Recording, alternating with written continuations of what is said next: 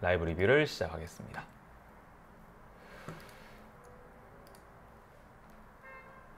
자, 신경 전달 물질에 대해서 간략하게 말씀을 드리고 있습니다. 지금은 글루탐산염을 지나 가바에 대해서 말씀을 드리고 있고요.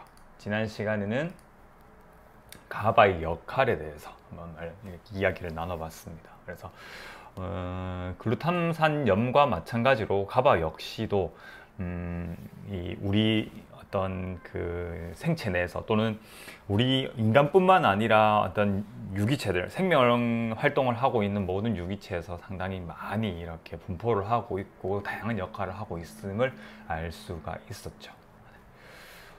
그래서 오늘은 이런 가바라는 물질을 우리가 이제 음식이나 아니면 어떤 뭐 가바라는 물질을 이제 정제해서 이제 이렇게 섭취를 할 경우에 우리 몸에 미치는 영향에 대해서 한번 이제 이야기를 나눠볼까 하거든요.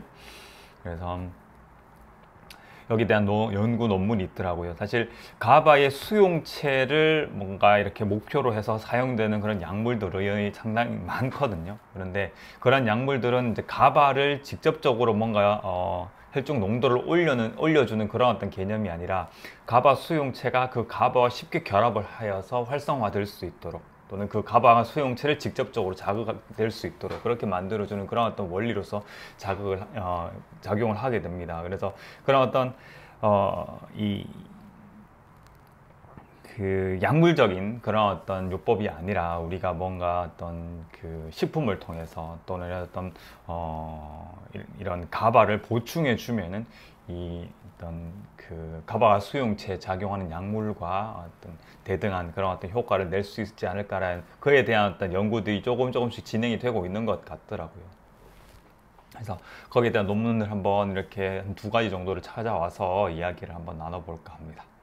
일단은 이 가바란 물질을 직접적으로 섭취를 했을 때에 한 100mg을 섭취를 했을 때에 그 혈중 농도를 이렇게 살펴보니까요, 한 30분 이내에 빠르게 이렇게 몸의 혈중 농도가 높아지게 되고 또 1시간이 지나면은 그렇게 높아졌던 어떤 그 혈중 농도가 낮아지는 모습을 보여진다라는 그런 어떤 연구 결과가 있었습니다. 그게 여기 왼쪽 편에 있는 이 그래프거든요. 그래서 가바가 체내로 상당히 빨리 흡수가 되고 빠르게 대사가 되는 그런 어떤 물질이구나, 또 그런 대사 과정을 밟는구나라는 그런 것을 알 수가 있고요.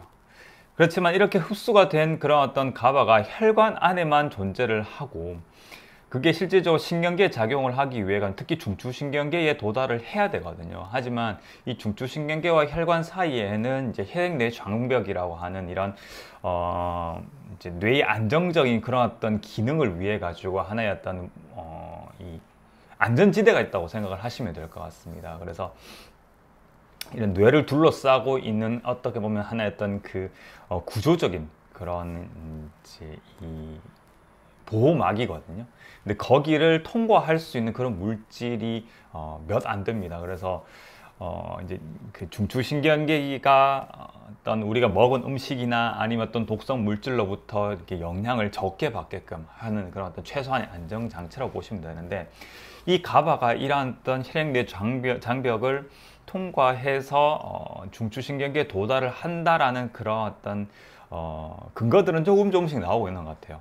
그래서 뭐 중추신경계 내에 이런 가바의 어떤 수송 체계가 이제 발견이 되었다, 또는 뭐 어떤 그 뇌장축이라고 하는 그런 brain gut axis, 이거는 이제 장과 뇌가 연결이 되어 있다라는 그런 어떤 이론이거든요. 그걸 통해 가지고 말초신경계에서 어떤 가바 역할을 이제 가바가 역할을 할 수가 있다라는 거. 그 다음에 뭐 어떤 이제 뇌파 검사를 통해 가지고 이런 경구 섭취를 하거나 아니면 그 어떤 생합성된 그런 어떤 가바가 많이 함유되어 있는 그런 어떤 음식을 먹었을 때에 어떤 그 뇌파의 변화가 있더라, 이런 것들을 통해 가지고 이제 여러 가지 연구들이 진행이 되고 있습니다만은 아직까지 이 가바가 이 혈액내 장벽을 통과한다, 이런 또 투과성을 가지고 있다라는 그런 어떤 명확한 근거는 발견되지는 않은 그런 어떤 상황이다라고 보시면 됩니다. 하지만 영향은 준다라고 이제 이렇게 이해가 되고 있고 점점 거기에 대해 가지고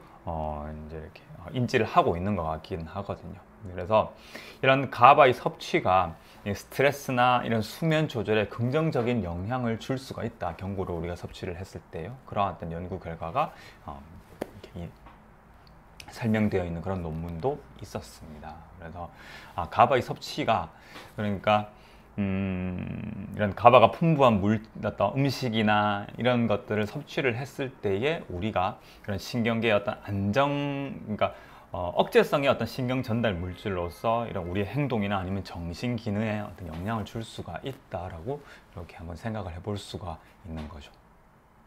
그래서 이 가바에 대해 가지고도요, 지금은 많이 연구가 이루어지고, 사실 아직까지도 미지의 분야거든요. 미지의 분야지만 많은 연구가 이루어지고 있습니다. 그렇지만 이런 약물이나 뭐 어떤 건강 기능 식품보다도 더욱더 중요한 거는 우리가 건강한 식생활을 하는 거겠죠. 그죠?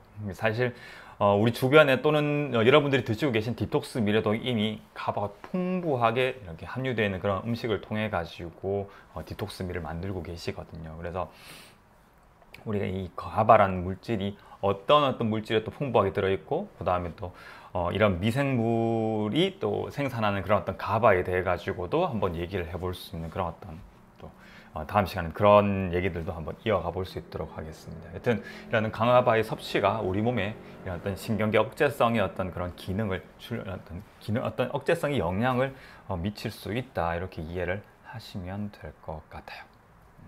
오늘의 헬스 토픽은 여기까지입니다.